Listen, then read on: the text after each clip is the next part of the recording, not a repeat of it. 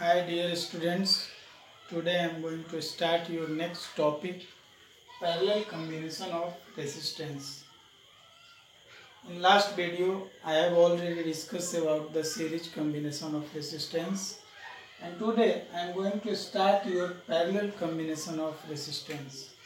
So parallel combination of resistance means what? It means when two or more than two resistors are combined together at two fixed points, then it is called parallel combination of resistance. Their equivalent resistance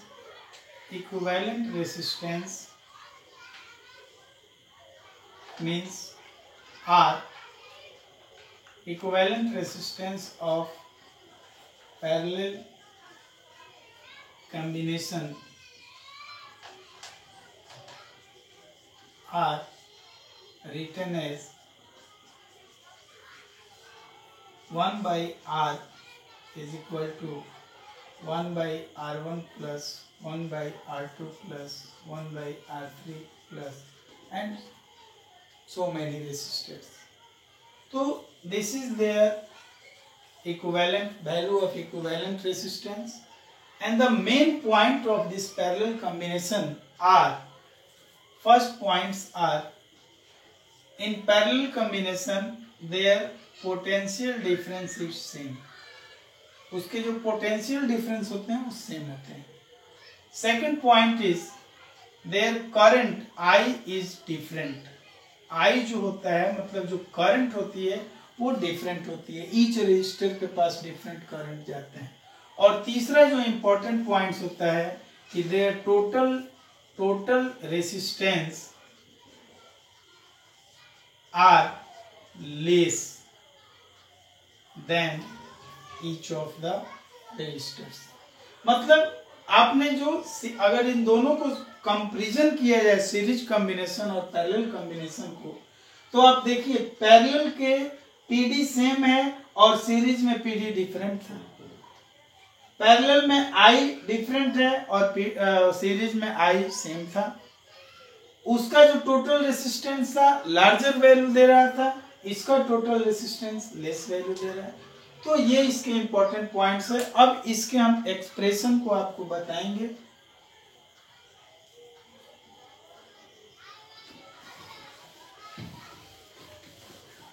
कैसे इसको आपको proof करना पड़ता है, उसके expression को, जो आपने एक्सप्रेशन अभी लिखा था कि 1 by R is equal to 1 by R1 plus 1 by R2 plus 1 by R3 plus so on.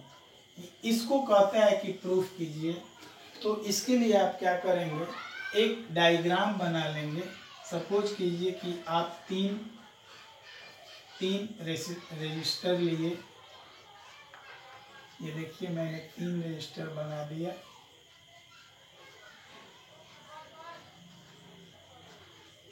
और तीनों को आपने पैरेलल में पढ़ा है कि दो फिक्स पॉइंट के पास हम क्या करते हैं, दोनों को जोड़ देते हैं.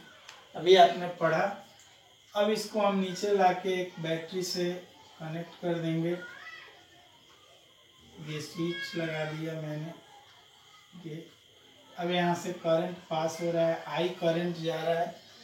अब देखिए ये तीनों रेजिस्टर्स के वैल्यू डिफरेंट होंगे. R1, R2 एंड R3 हमने मान लिया. जो करंट आई मूव कर रहा है वो करंट यहाँ से 3 भाग में बढ़ जा रहा है, आपको दिख रहा है. सपोज कीजिए ऊपर I1, I2 and I3 move करते हुए फिर यहाँ आ रहा है और तीनों फिर यहाँ मिलके I हो जा रहा है.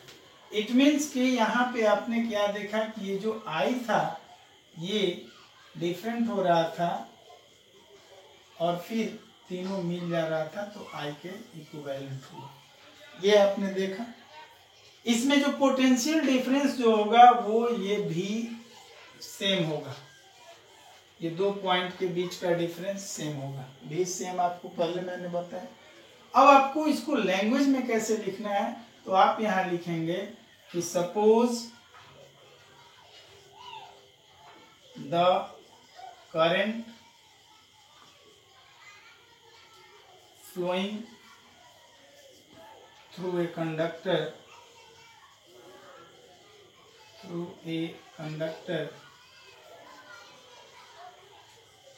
and in the conductor there are three resistors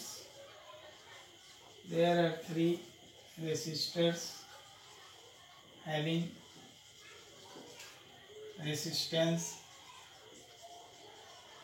resistance R1, R2 and R3। ये आपने लिख दिया, लैंग्वेज बना दिया। अब इसके बाद यहाँ पे फिर आप दूसरे पॉइंट्स में लिखेंगे और यहीं पे आप दूसरे पॉइंट्स में लिखेंगे कि the current through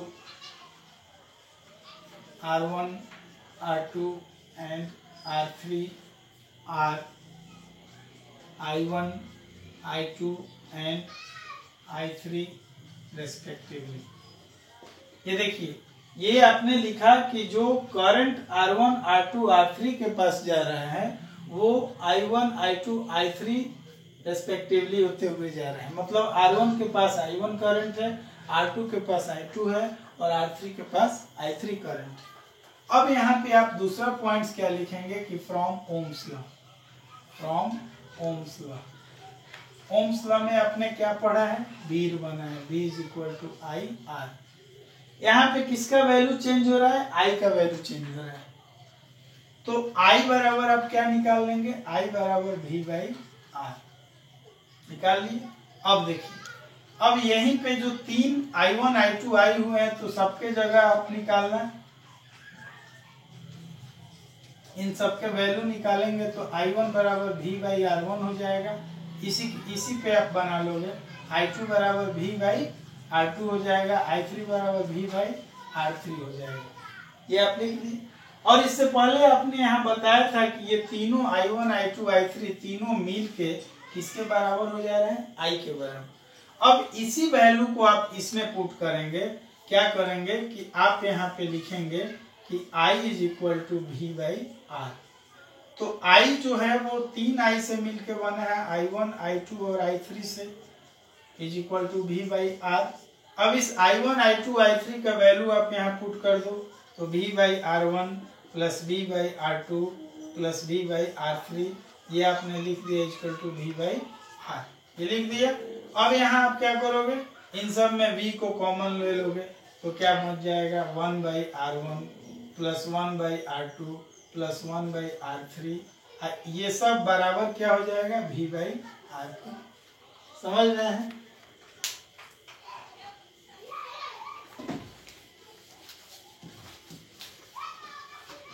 ये देखिए, ये आपने यहाँ कॉमन ले लिया तो 1 बाई R1 हो जाएगा, V कॉमन ले लिए हैं हम, V प्लस 1 बाई R2 हो जाएगा प्लस 1 बाई R3 हो जाएगा is equal to V by R हो जाएगा इस फार्मूला से। अब यहाँ V कैंसिल हो गया तो क्या बच गया, 1 by R1 plus 1 by R2 plus 1 by R3 is equal to क्या हो जाएगा, 1 बाई R। और यही आपका इक्विवेलेंट रेजिस्टेंस का वैल्यू था। अब यहाँ बात करते हैं कि पैरेलल कॉम्बिनेशन का मेन एडवांटेज क्या होता है। तो इसका मेन एडवांटेज यही है कि आप देखो पैरेलल कॉम्बिनेशन में जो करंट फ्लो कर रहा है वो करंट डिवाइड हो जा रहा है। तो डिवाइड होने का मतलब हो गया कि जितने उसमें इक्विपमेंट्स, इलेक्ट्रिकल डिवाइस लगे रहते हैं, उन सब का अपने जितना वोल्टेज डिमांड रहता है, जितने उनकी अपनी कैपेसिटी होती है, उन सब के पास उसी अमाउंट में करंट पहुंच जाता है। तो यही इसकी सबसे बड़ी क्या है, एडवांटेज है कि in parallel combination all the electrical device or equipments will get the demanded voltage or current. Clear? तो ये इसके एडवांटेज हो गए। अगला टॉपिक हम बढ़ते हैं, तो अगला टॉपिक हमारा होता है इलेक्ट्रिकल पावर। अब देखिए पावर की बात करें हम, इलेक्ट्रिक पावर, पावर की बात करें हम तो हमें याद आता है कि जो हम वर्क डन करते हैं उसमें पर यूनिट टाइम अगर कर दें तो दैट इज कॉल्ड पावर। हम फिजिक्स में पढ़े भी हैं कि work done per unit time is called power. चूंकि यहाँ इलेक्ट्रिक की बात है तो हम यहाँ पे क्या दे देंगे कि P बराबर वर्क डन बाय इलेक्ट्रिक, चाहे इलेक्ट्रिसिटी या करंट, जो भी लिखना है, वर्क डन बाय करंट आप लिख सकते हो पर यूनिट टाइम। तो ये क्या कहलाएगा? पावर। अब यहाँ पे एक चीज मैं आपसे पूछूं कि वर्क डन बाय इलेक्ट्रिसिटी या करंट का क्या मतलब हुआ। सपोज कीजिए कि कोई कंडक्टिंग वायर है, इसमें कोई पॉइंट है, ए है, बी है, दो पॉइंट हो गए, इसमें आई करंट फ्लो कर रहा है। तो आई करंट फ्लो कर रहा है और ये जो जब दो पॉइंट्स हो गए तो यहाँ पोटेंशियल डिफरेंस क्या हो जाएगा? V हो जाएगा। और सपोज कीजिए कि ये आई करंट इससे फ्लो कर रहा है और कितना समय के लिए? सपोज कीजिए कि टाइम t के लिए वो फ्लो कर रहा है। तो जो वर्क डन होगा, आप वर्क बराबर क्या पढ़े हैं? वर्क बराबर हमने पढ़ा है फोर्स इनटू डिस्प्लेसमेंट। मतलब जो फोर्स लग रहा है, फोर्स इनटू डिस्प्लेसमेंट, मतलब जो ये जो करंट फ्लो कर रहा है under A potential difference V for time t, it means कि टोटल वर्क डन मींस ये जो चीज भी है इन सबका अगर हम मल्टीप्लिकेशन कर लें तो पूरा मेरा वर्क डन हो जाएगा। तो यहाँ आपने लिखा कि पावर बराबर work done by electricity by time.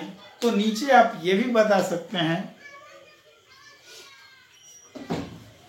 कि सपोज, ये तो आपने लिख दिया, अब यहीं पे आप लिखेंगे P is equal to W by T. अब यहाँ पे ही लिखेंगे कि सपोज, मान लीजिए आप क्या मान लीजिए कि I current flow through a conductor under potential difference V और टाइम t सेकेंड। ये हमने मान लिया। तो मान लिया इट मीन्स सो W बराबर आई भी टी, तीनों को गुना कर देंगे तो हमारा वर्क मिल जाएगा। अब इसी वर्क का वैल्यू हम कहाँ पुट कर देंगे? ऊपर वाले इक्वेशन में। तो क्या आप लिख देंगे? P बराबर W बाई टी और W बराबर क्या हो जाएगा? आई भी टी बाई टी। तो टी से कैंसिल, तो आपको क्या मिल गया? P बराबर आई भी मिला। अब आपको मैं एक ट्रिक बताऊं कि पहले आपको मैंने बीर बनाया, VIR, मैंने V is equal to IR आपको मैंने बनाया। ये किससे बनाया? ओम्स लॉ से बनाया। जब आप बीर बन जाएंगे तो आपको अब क्या कहा जाएगा? VIP कहा जाएगा। तो आप देख लीजिए यहाँ पे, इसको थोड़ा सा रीअरेंज कर लेंगे तो क्या लिखेंगे? VIP। तो देखिए VI बराबर P जब डाल देंगे तो आपने अब यहाँ क्या बन गया? आप VIP बन गए। ये याद करने के लिए, ये कुछ ऐसा नहीं है, आपने यहाँ ओम्स लॉ को बीर समझ गए और इलेक्ट्रिक पावर को VIP समझ गए। क्लियर? अब यहाँ पे हम आगे बढ़ते हैं तो इसके यूनिट पे चलेंगे, हम इलेक्ट्रिकल पावर के यूनिट पे चलेंगे। तो देखिए यहाँ पे फार्मूला से हमने यहाँ लिखा था आपको यूनिट ऑफ इलेक्ट्रिक पावर की बात करें हम तो देखिए यहाँ पे P बराबर W बाई टी। तो P का पावर का SI यूनिट जो होता है, SI यूनिट वो होता है वाट। क्या होता है? वाट। तो वाट बराबर क्या हो जाएगा? वर्क का यूनिट जूल और टाइम का यूनिट सेकेंड। तो अगर आपको इसको डिफाइन करना पड़े तो आप यूनिट ले लीजिए, मतलब 1 वाट बराबर 1 जूल बटा 1 सेकेंड। इसका क्या मतलब हुआ कि अगर 1 सेकेंड में 1 जूल का वर्क हो तो लगने वाला पावर कितना हो जाएगा, 1 वाट। क्लियर? तो ये आप एसआई यूनिट वाट हो गया, और इसका जो आप सिंबल दिखा सकते हैं इस तरह। अब यहाँ पे क्या होता है कि वाट जो होता है वो बहुत छोटा सा यूनिट होता है, स्मॉल यूनिट। तो इस स्मॉल यूनिट को जब हम लार्ज यूनिट में बदलते हैं तो वाट जो हुआ ये वाट, 1 वाट, तो ये किलोवाट में चेंज हो जाता है, ये वाट। तो आप अगर यहाँ 1 किलोवाट की बात करें, किलोवाट की बात करें, तो वो बराबर हो जाता है 1000 वाट के। 1 किलोवाट मतलब 1 kW इज इक्वल टू 1000 वाट। ये हो गया, समझ रहे हैं ना? अब देखिए, अब इसको अगर हम जूल में चेंज करें इस फार्मूला पे, तो देखिए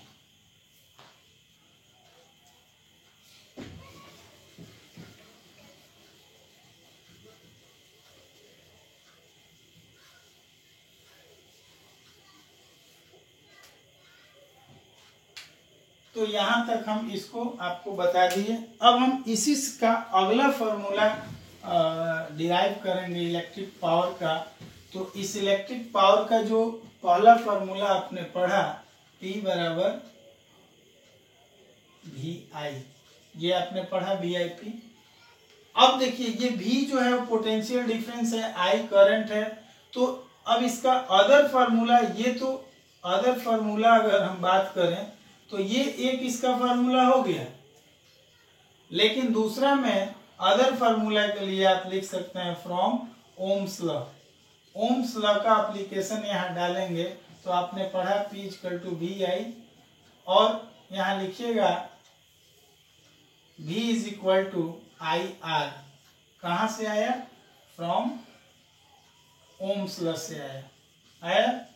अब इस V को इसमें पुट कीजिए तो क्या हो जाएगा, P बराबर IR × I, मतलब P बराबर I²R। ये देखिए ये दूसरा इसका फॉर्मूला निकला, किसका? पावर का। अब आपको सोचना है, अगर आपको न्यूमेरिकल में दिया जाता है कहीं पे V और I डायरेक्ट दे दिया गया और पावर पूछा गया तो आप ये यूज करेंगे। कहीं आपको इक्वेशन में I दे दिया है और V नहीं दिया, R दे दिया है, तो आप यहाँ ये यूज करेंगे। मतलब वहां आपको सोचना है कि कौन सा फॉर्मूला हम यूज करें।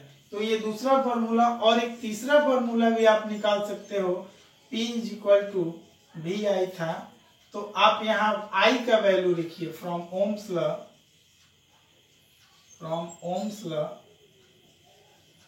I बराबर क्या हो जाएगा, देखिए V = IR, तो I बराबर V/R। अब इसको आप यहाँ पे पुट कीजिए तो क्या बन जाएगा, P बराबर V × V/R। तो P बराबर आपको क्या निकल गया, V²/R। ये देखिए पावर का ये तीसरा फार्मूला हो गया। तो ये 3 फार्मूला इलेक्ट्रिक पावर के होते हैं, जिसका यूज आप अपने अकॉर्डिंग यूज करेंगे। क्वेश्चन में जहाँ पे R दिया हो, V दिया हो, वहां पे आप ये दोनों फॉर्म इसको यूज करेंगे। कहीं पे I दिया हो और V दिया हो और तो वहां उसको यूज करेंगे। तो ये आपके थॉट पे वहां डिपेंड करेगा कि कैसा न्यूमेरिकल है और कौन सा फार्मूला यूज करना है। अब तीनों फार्मूला आपको याद रहे ना रहे, उसके लिए आप बस VIP अगर याद कर लेते हैं, VIP, तो इससे आप वहां पे अप्लाई करके निकाल सकते हैं कि इसका दूसरा फार्मूला क्या होगा। तो ये सारा क्या था, इलेक्ट्रिक पावर। अब हम अगले टॉपिक पे, इसी पे कुछ न्यूमेरिकल्स भी दिए जाते हैं। जैसे हम आपको एक न्यूमेरिकल बता रहे हैं, सपोज कीजिए कि कोई बल्ब है जिस पे लिखा गया है, कोई भी बल्ब है उस पे लिखा गया है, इलेक्ट्रिक बल्ब है जिस पे लिखा गया है रेटेड, ऐसे करके रेटेड 220 वोल्ट एंड 100 वाट। इस तरह लिखा हुआ हो या 10 वाट कुछ भी लिखा हो, और फिर कह रहा है कि and again it operated on 110 volt, then find out power. इस तरह पावर निकालिए। तो देखिए इसको, ये एनसीईआरटी का क्वेश्चन है, आप देखिएगा। तो पहले केस में कह रहा है, फर्स्ट केस में क्या कह रहा है इसमें, फर्स्ट केस में कह रहा है कि इसका देखिए यूनिट से आप निकालिए कि वो दिया क्या है। वी दिया है मतलब वोल्ट दिया है 220 वोल्ट, वाट दिया है मैंने पावर दिया है कितना 100 वाट, और इसी चीज को कह रहा है कि जब इसको 110 वोल्ट पे लगाएंगे तो कितना पावर आएगा। तो देखिए यहाँ इसका रिलेशन अब इससे ले जा रहे हैं। तो सबसे पहले हम इस इक्विपमेंट्स का देखेंगे कि इसका रेसिस्टेंस क्या है।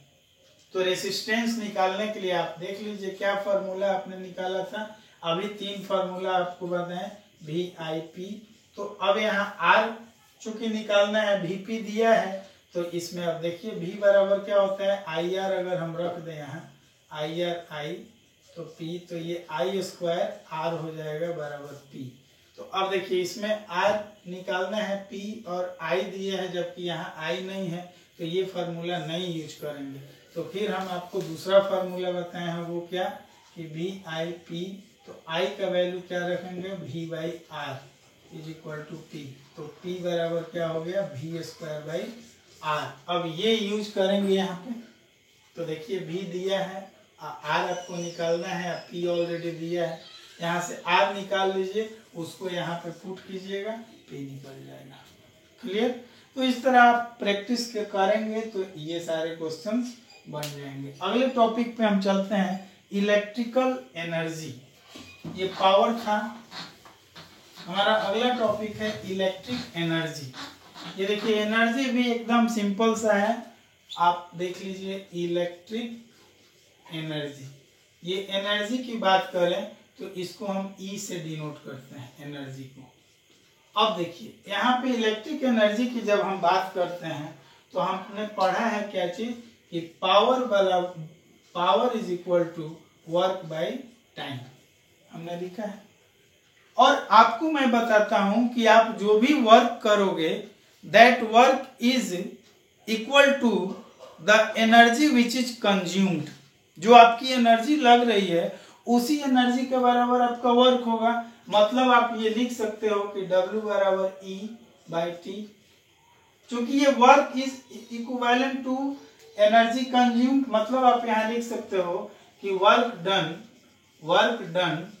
Is equal to energy consumed. जो आपका एनर्जी कंज्यूम्ड हो रहा है उसके बराबर वर्क डन हो जाएगा। तो आप देख लीजिए यहीं से, तो E बराबर क्या निकल गया P इंटू T। तो ये आपका निकल गया एनर्जी, इलेक्ट्रिकल एनर्जी बराबर पावर इंटू टाइम। तो E बराबर PT निकल गया। क्लियर। तो यहाँ पे आप इसके अगर यूनिट की बात करें, इसके यूनिट की, तो देखिए एनर्जी E बराबर P का वाट हो गया और इंटू सेकेंड। तो वाट सेकेंड इसका क्या हुआ यूनिट हुआ। लेकिन ये चूंकि इलेक्ट्रिक एनर्जी की बात करते हैं तो यहाँ स्मॉलेस्ट यूनिट की बात ना करके लार्जेस्ट यूनिट की बात करते हैं। तो यहाँ आप क्या लिखते हैं E बराबर WH। W मतलब वाट और H का मतलब आवर। तो E बराबर वाट आवर का यूज हम लोग यहाँ करते हैं। अब यहाँ पे बात आती है कमर्शियल यूनिट की क्या मतलब हुआ। तो देखिए कमर्शियल यूनिट के लिए इसी को बस डिराइव कर दिया गया है। आप देखिए यहाँ पे कि जो कमर्शियल यूनिट होती है वो होता है किलोवाट आवर। KWH इसको लिखते हैं किलोवाट आवर।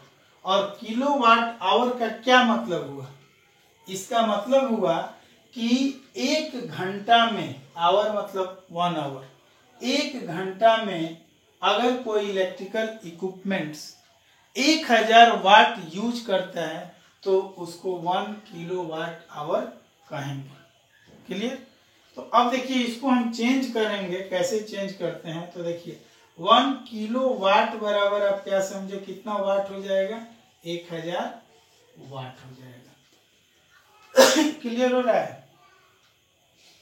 तो 1000 वाट फॉर 1 आवर, 1 घंटा के लिए 1000 वाट का यूज करना क्या कहलाएगा, 1 किलोवाट आवर। यहाँ 1 किलोवाट आवर एच बराबर 1000 वाट फॉर 1 आवर। क्लियर हो रहा है? अब देखिए, अब यहाँ पे आप पढ़ेंगे कि चूंकि 1 वाट बराबर क्या आपने पढ़ा है, 1 वाट बराबर आपने क्या पढ़ा है, 1 जूल बटा 1 सेकेंड, आपने यही पढ़ा है पहले। तो अब यहाँ पे अगर हम किलोवाट की बात करें तो देखिए 1 किलोवाट आवर की अगर हम बात करें तो आप यहाँ लिख सकते हो कि 1000 1 जूल बटा 1 सेकेंड, 1 किलोवाट को। अब इसी को यहाँ सेकेंड को आवर में जब हम बदलेंगे, मतलब ये हो गया फॉर 1 आवर, 1 घंटा के लिए हो गया। समझ रहे हैं ना? 1 किलोवाट बराबर 1000 but into 1 joule by 1 second for 1 hour. Clear? यहाँ 1 किलोवाट हो गया। अब देखिए, अब इसको हम चेंज करेंगे तो क्या हो जाएगा, 1 kWh बराबर, देखिए 1000 तो हो गया ये, जूल 1 जूल, ये जूल हो गया। अब आवर को जब हम चेंज करेंगे तो 60 इंटू 60 कर देंगे, 60 इंटू 60, तो नीचे वाला सेकंड खत्म हो जाएगा। तो कितना हो जाएगा, 1 kWh बराबर हो जाएगा 100 1000 इंटू 3600। ये देखिए अब इतना जूल हो गया हुआ। अब इसको जब हम मल्टीप्लाई करेंगे तो 3600 पर 1 2 3 4 5 10 टू द पावर 5 जूल हो जाएगा। इसको शॉर्ट फॉर्म में लिखेंगे तो 3 into 6 into 10 to the power 6 joule लिख देंगे, 1 kWh। ये आपका न्यूमेरिकल में बराबर पूछता है कि 1 kilowatt hour is equal to how much joule. तो आप यहाँ बता सकते हैं कि 1 kilowatt hour is equal to 3.6 into 10 to the power 6 joule. Are you getting? अब यहाँ पे क्या है आपको मैं बताऊं कि 1 किलोवाट को ही इलेक्ट्रिकल एनर्जी बिल जो आता है, इलेक्ट्रिकल एनर्जी बिल जो आता है उसमें 1 किलोवाट आवर को 1 यूनिट कहा जाता है। देखिए यहाँ इलेक्ट्रिकल एनर्जी बिल जो आता है, एनर्जी बिल जो आता है, इसमें क्या है कि 1 यूनिट का मतलब क्या होता है, 1 किलोवाट आवर को 1 यूनिट कहा जाता है। ठीक है? तो अब इसमें जो भी क्वेश्चंस आते हैं उसको आप E बराबर PT फार्मूला पे रख के बनाइए। ठीक है? अब आपको शॉर्टकट में एक फार्मूला मैं बताऊं ट्रिक का, कि जो भी न्यूमेरिकल एनर्जी बिल से हो, एनर्जी बिल से उसका जो भी डिजिट दिया गया है उस सारे डिजिट को मल्टीप्लाई करके डिवाइड कर दीजिए 1000 से, दैट इज योर आंसर। तो this trick only apply for objective questions, not for subjective. Subjective में तो आप ये फार्मूला लगाएंगे, पहले उसके पावर वाट में होगा तो इसको किलोवाट में बदलेंगे, टाइम जो सेकंड में दिया होगा उसको आवर में बदलेंगे और फिर 1000 से डिवाइड करके। लेकिन ट्रिक में क्या है कि जो भी वैल्यू आपको दिया गया हो, जो चीज भी, सपोज कीजिए हम यहाँ पे लिख रहे हैं कि कोई टीवी है या कूलर है या जो कुछ भी है वो 350 वाट का है। ठीक है? वो 10 घंटा के लिए चल रहा है, महीना 30 दिन का है, 3 डेज, 1 यूनिट का दाम 5 रुपया है। तो बताइए एनर्जी बिल कितना होगा? आप क्या करोगे, 350 इंटू 10 इंटू 30 इंटू 5 बाई 1000 ये कर देंगे, जो भी आएगा दैट इज योर आंसर। तो ये ट्रिक मेथड है। Are you getting? तो इस तरह इलेक्ट्रिकल एनर्जी आप कंप्लीट कर लिए। नेक्स्ट एक लास्ट टॉपिक है आपका, वो है हीटिंग इफेक्ट ऑफ करंट। आपको मैं उसको भी अभी कंप्लीट करा दे रहा हूँ।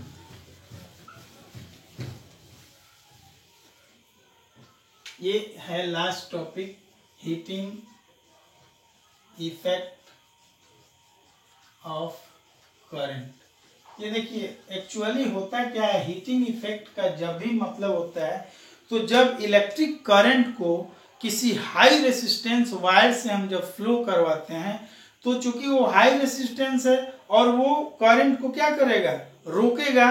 तो रोकेगा तो करंट एनर्जी किस में चेंज हो जाता है, हीट एनर्जी में, और उस तरह वो क्या होता है, वो इक्विपमेंट्स गर्म हो जाता है। उसी इफेक्ट को क्या कहते हैं, हीटिंग इफेक्ट ऑफ करंट। तो यहाँ पे आप लिख सकते हो कि when current is flow through a high resistance wire, a high resistance wire, then the current energy change into heat energy, and due to this that electrical device becomes hot, and this effect is called heating effect of current। तो ये heating effect of current हुआ। इसको joules law भी कहा जाता है, joules law of heating effect of current भी कहा जाता है। अब इसके जो वैल्यू हैं, जो इसके एक्सप्रेशन है, उसको मैं अभी आपको प्रूफ करता हूं।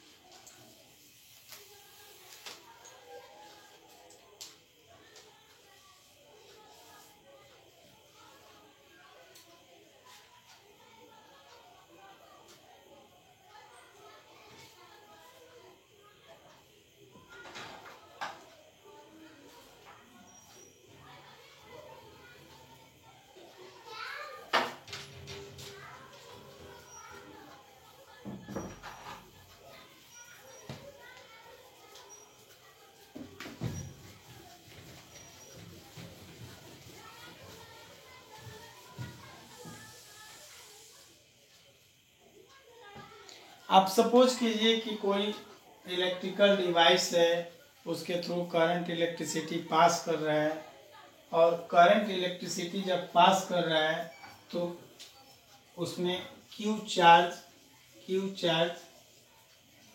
पास कर रहा है for time T. Q charge pass कर रहा है फॉर टाइम